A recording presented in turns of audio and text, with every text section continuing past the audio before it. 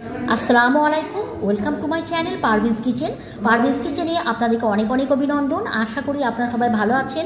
আলহামদুলিল্লাহ, আমিও ভালো আছি। আজকে আমি আবারও একটা নতুন রেসিপি নিয়ে চলে এসেছি আপনাদের সঙ্গে শেয়ার করব বলে। আর আজকে আমি যে রেসিপিটা আপনাদের সঙ্গে শেয়ার করব সেটা হচ্ছে পেঁপের অমলেট। কিভাবে তৈরি করলাম প্রথম থেকে শেষ অবধি আমার পাশে থাকুন এবং দেখে নিন আজকের রেসিপি।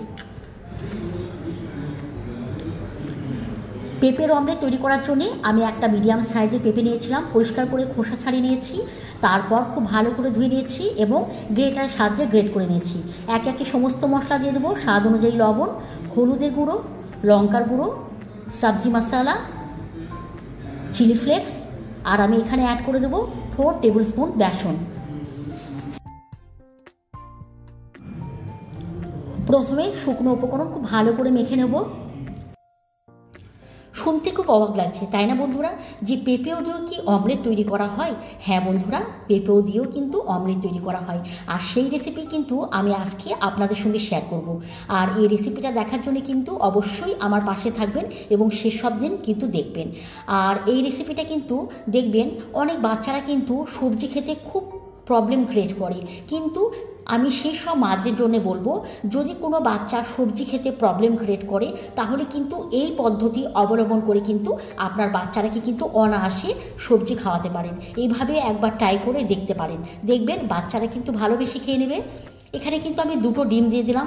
এখন পেঁপের সঙ্গে খুব ভালো করে আবারও মিশিয়ে নেব। তো চাইলে বন্ধুরা এই রেসিপি একবার বাড়িতে আপনারা ট্রাই করতে পারেন আর আপনার বাচ্চাদেরকে দিতে পারেন এবং আপনারাও কিন্তু খেতে পারেন। এটা ভীষণই একটা হেলদি রেসিপি।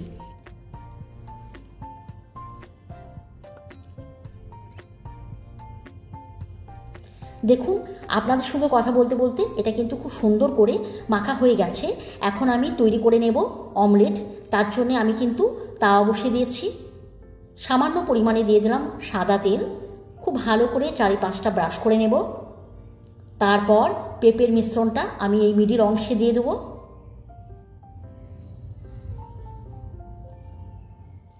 এবং খুব ভালো করে আমি এটাকে ঠিকঠাক করে নেব।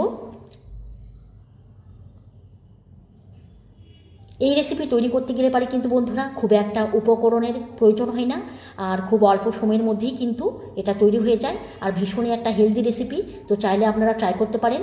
খুব সুন্দর করে আমি ঠিকঠাক করে দিয়েছি। এখন আমি ঢাকনা ঢেকে দেবো এবং আমি একদম লো ফ্লেমে এটাকে তৈরি করে নেব। এক পিঠ কিন্তু এটা হয়ে গেছে, আপনারা দেখলেই বুঝতে পারবেন। দেখুন, খুন্তির মধ্যে কিন্তু কোনো কিছু লেগে নেই। এখন আমি এটাকে একবার উল্টে দেব। তার জন্য আমি কিন্তু একটা নিয়ে নিলাম প্লেট, আর ঠিক এইভাবে আমি এটাকে কিন্তু একবার উল্টে নেব। এই রেসিপিটা আমার তৈরি করতে সময় লেগেছে এপিট ওপিট করে 6 থেকে 7 মিনিট। একদম কিন্তু এটাকে লো ফ্লেমে তৈরি করতে হবে, তাহলে কিন্তু ভেতর থেকে পরিপূর্ণভাবে এটা তৈরি হবে। দেখুন, আমি একবার উল্টো করে নিলাম, আবারও এইভাবে আমি দিয়ে দিলাম এবং আবারও আমি কিন্তু ঢাকনা দিয়ে ঢেকে দেবো এবং কিছুক্ষণ এটাকে আমি তৈরি করে নেব। আবারও একবার ঢাকনা ঢেকে দিলাম।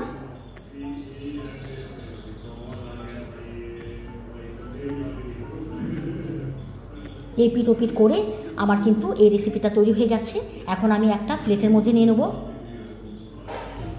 তাহলে বন্ধুরা, আজকে আমার রেসিপি আপনাদেরকে কেমন লাগলো? আপনারা কিন্তু চাইলে এই রেসিপি বাড়িতে তৈরি করে নিতে পারেন। খুব অনায়াসে কিন্তু খুব অল্প সময়ে এবং খুব অল্প উপকরণ দিয়ে এরকম যদি একটা হেলদি রেসিপি তৈরি করা হয় তাহলে বন্ধুরা আমার তো মনে হয় বেশ ভালো লাগে, আর খেতেও কিন্তু অসাধারণ। আপনারা কিন্তু একবার চাইলে এইভাবে এই রেসিপি তৈরি করে আপনারা নিজেরাও খেতে পারেন এবং আপনার বাচ্চাদেরকে দিতে পারেন। তাহলে বন্ধুরা আজকের মতো আসি, আবার অন্য কোনো দিন অন্য কোনো ভিডিওর সঙ্গে আপনাদের সঙ্গে সাক্ষাৎ হবে।